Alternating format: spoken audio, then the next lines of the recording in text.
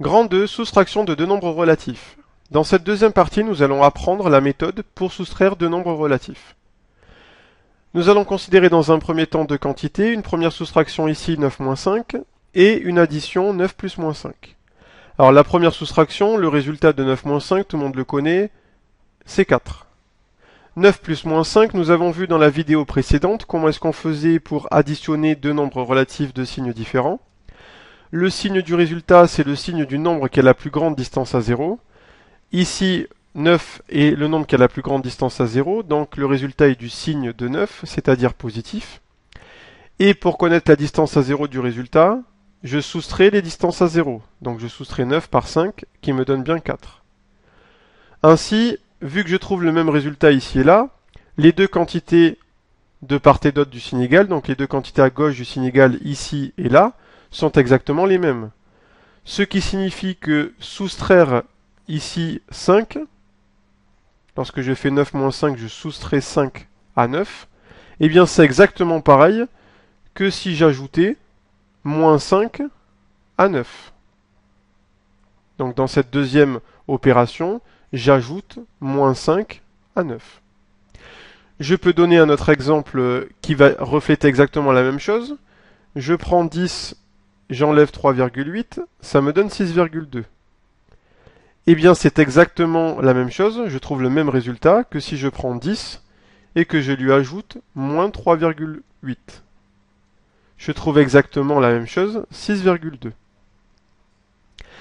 Ainsi, on dira que pour soustraire un nombre relatif, il suffit d'ajouter son opposé.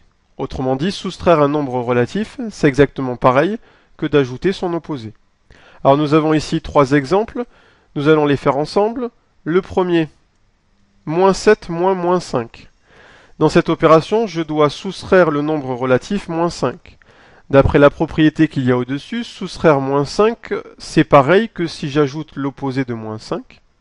L'opposé de moins 5, c'est 5.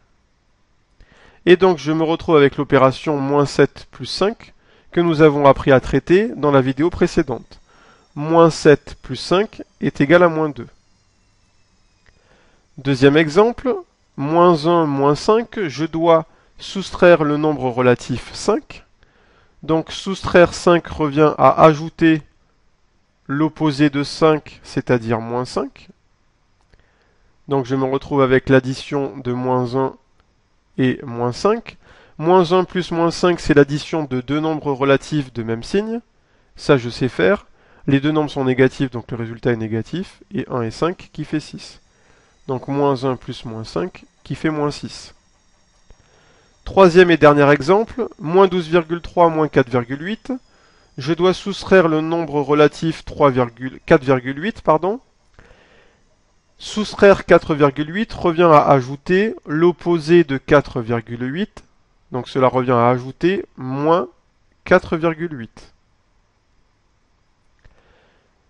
J'ai donc, comme dans le cas précédent, l'addition de deux nombres relatifs de même signe. Ils sont tous les deux négatifs, donc le résultat est négatif. Et 12,3 plus 4,8, ça me donne 17,1.